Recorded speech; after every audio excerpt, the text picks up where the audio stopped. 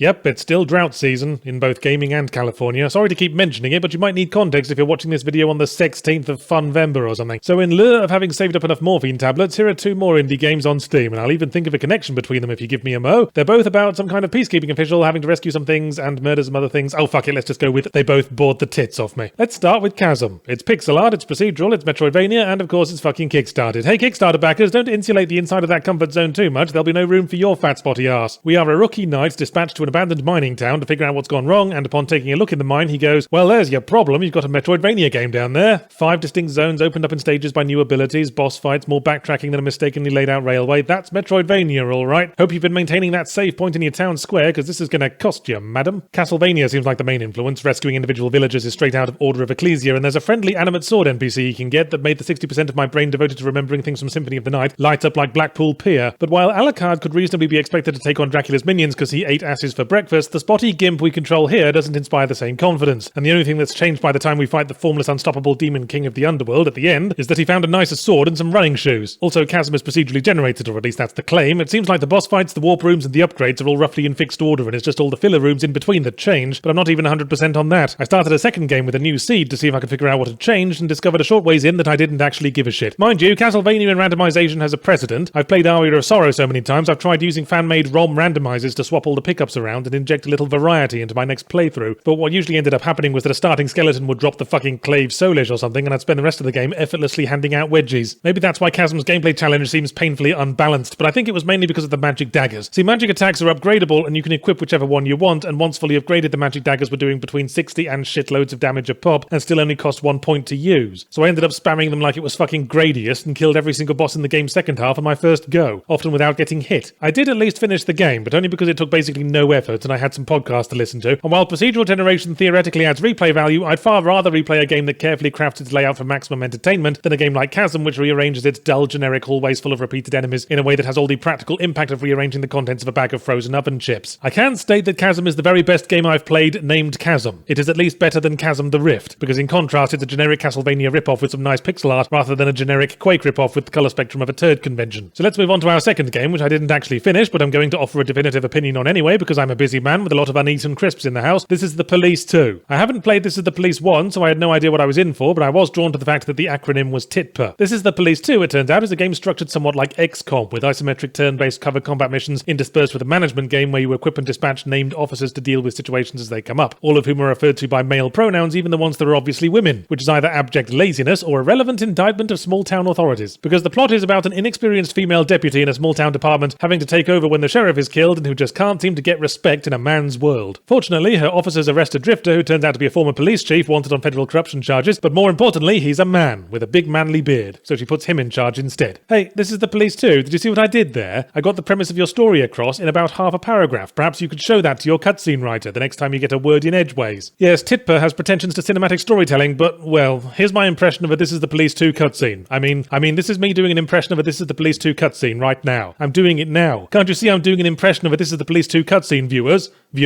Viewers, are you listening, viewers? You need to be listening to understand my impression of a This is The Police 2 cutscene. I think they're going for an ultra-naturalistic dialogue style, but if realism was the intent, it fell flat, because realistically, if I was stuck in a conversation like this, I'd stick my head in the nearest bread slicing machine. Imagine they remade Fargo, but every scene was extended by the 10 minutes before the relevant thing happens and the 10 minutes after it as well. It's particularly cruel because the first thing you do is a tutorial for the turn-based XCOM-style combat, and then approximately 94 billion years elapse before you get to do it for real. And not just because the cutscenes are all like an argument broke out at the old folks' home between the hearing loss wing and the Alzheimer's ward. Turns out the bulk of the gameplay is dispatching officers to petty crimes and making snap FTL-style text-based decisions, which isn't unenjoyable, but it is a bit of a lurch when the combat does come back and we go to a pitched battle with armed bank robbers immediately after solving the case of the schoolboys supergluing their bum cheeks to a bus shelter. But that's everyday police work for you, I guess, and after the first combat mission I was feeling positive. I stealthily brought all the baddies in alive with my XCOM chops, but when I was picking my dudes for the second combat mission, the game went, oh, by the way, some of these officers hate you, and also being alive, so they're not going to do anything you tell them to do. Oh, could you point out in some obvious way which officers have this characteristic? No, now assemble your team. Sure enough, I inadvertently picked one of these loose cannon dudes who immediately ran off, shot the first bad guy they saw, and caused the nearby building to disgorge about 20 gang members like a drug-fueled clown car, and all my dudes got dead. And that's when I decided I'd had enough of TITPA 2. It's one thing to bore my tits off, it's quite another to then kick my tits around the garden with a gameplay system I'd usually kinda enjoy. Feels like a betrayal, like getting cut off in traffic by a character from Sesame Street.